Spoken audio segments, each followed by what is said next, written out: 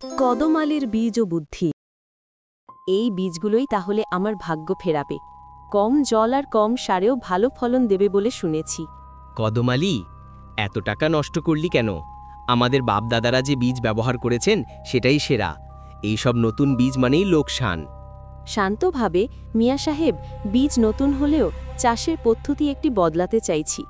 আমার মনে হয় পরিবর্তন না আনলে আমরা ভালো ফল পাব না। আরে বাবা, চাষবাসে আবার নতুন পদ্ধতি কিসের? জমিকে সার দাও, জল দাও, ব্যাস। এত বুদ্ধি দেখাতে গেলে শেষে হাতে কঞ্চি থাকবে। আপনারা দেখুন, আমি এবার কম জল দেব আর সারও দেব হিসাব করে। ঠিক আছে, দেখব।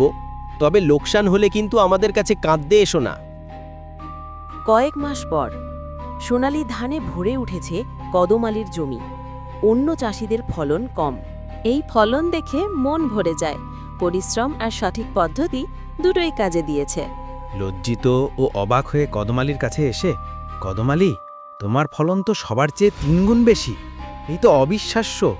আপনি ঠিকই বলেছিলেন মিয়া সাহেব, পরিশ্রম করতে হয়, কিন্তু তার সঙ্গে একটু বুদ্ধি মেশাতে হয়। আমার ভুল হয়েছিল কদমালি।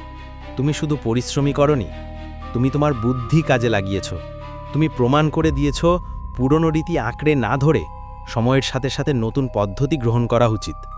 মাটি আমাদের সব দেয় মিয়া সাহেব, কিন্তু আমরা যদি নতুনকে ভয় না পেয়ে একটু চেষ্টা করি, তবে মাটিও আমাদের জন্য আরও বেশি করে ফিরিয়ে দেবে। দীর্ঘশ্বাস ফেলে, আজ থেকে আমরা সবাই তোমার কাছ থেকে শিখব কদমালি। তুমি এখন আমাদের গ্রামের সমৃদ্ধির প্রতীক।